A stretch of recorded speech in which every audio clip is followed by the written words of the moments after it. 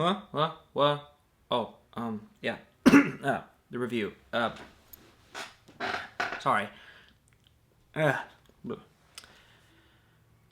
Good grief. This movie is boring. And honestly, I feel bad having to say that it's boring because it is a movie that's about a really good idea and a really good philosophical subject matter to tackle, but it chooses to tackle it in the most boring, obnoxious way possible. You know that one kid you had to deal with in high school who read Nietzsche and thought he knew everything about everything? Well, this is basically their movie. And it's really surprising to me because it comes to us from Woody Allen, who...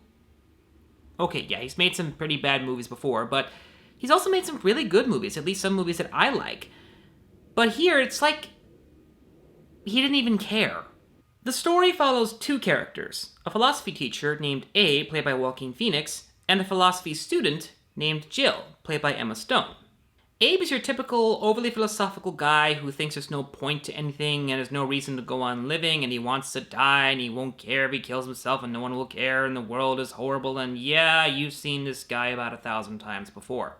Yeah, we get it, you want to be total emo, but you can't, so moving on. Jill is your typical optimistic, God, my teacher is so much more deeper than he pretends to be, and I want to get to know him more, and I appreciate what he's thinking, and I love his ideas, and blah, blah, blah, blah, blah. Okay, Emma Stone, you are so much better than this, and so are you, Mr. Phoenix. What the hell are you both doing here? Okay, that's enough ranting. Okay. Anyway, after about 20 minutes of constant brooding, the story actually starts to pick up. Abe overhears this one woman going on about her troubles that she has, all because of this one horrible judge. And so Abe starts thinking, you know, what if I actually helped this woman? What if I did something that was so crazy and so unbelievably stupid that it helped her and I would be totally justified in it?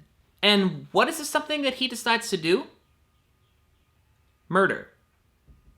He decides the best thing to do is to kill the judge who's causing her so much unjust trouble. And it's not just from her. It turns out this one judge, who we never really meet, has apparently been a complete jerk to everyone, raining down unjust decisions, abusing his power, and why are we supposed to care? We never see this guy do any of this crap! So anyway, about halfway through the movie, Abe decides to do the deed and kill the judge. And the rest of the movie turns to a philosophical debate, or at least it's supposed to, about whether or not killing the guy was the right thing. And if he really believed it was the right thing, but he knew it was the wrong thing to do, would he still be willing to face the consequences for it? Now, this setup and this storyline is a neat idea.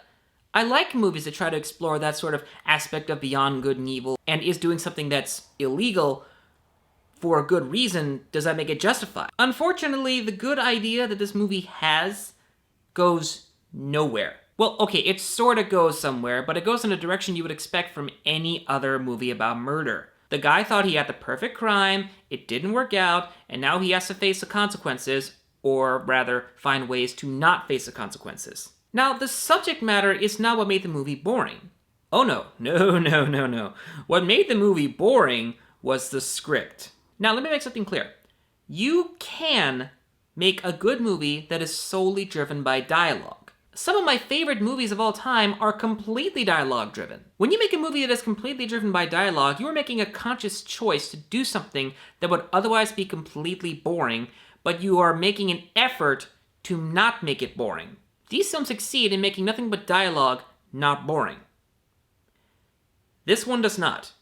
About half the dialogue in this film is voiceover narration delivered by one of the two main characters. Even worse, most of the time, it's voiceover narration of them talking about what we can see them doing. There's a scene where Jill breaks into Abe's house and starts snooping around his desk. And rather than just let the scene show us that, she decides to talk about it while it's happening. And the movie has scenes like that all the time. Another thing that makes this movie completely boring is Abe. He is unlikable, unsympathetic, uninteresting, and virtually unengaged throughout the majority of the film. When your film starts with a character who is openly unengaged to his own story, how do you expect the audience to be engaged? Now, yes, technically Emma Stone's character is the real protagonist because she's the one that you really identify with, or are supposed to identify with. And she's also the most sympathetic character. Or at least she is for the first half. The second half of the movie is all about her trying to find excuses to not do the right thing and just turn in Abe for the murder. Yes, romantic love can make you do silly, stupid, irrational things, but you know what? I am so tired of movies with female characters who don't do the smart thing because they love the guy.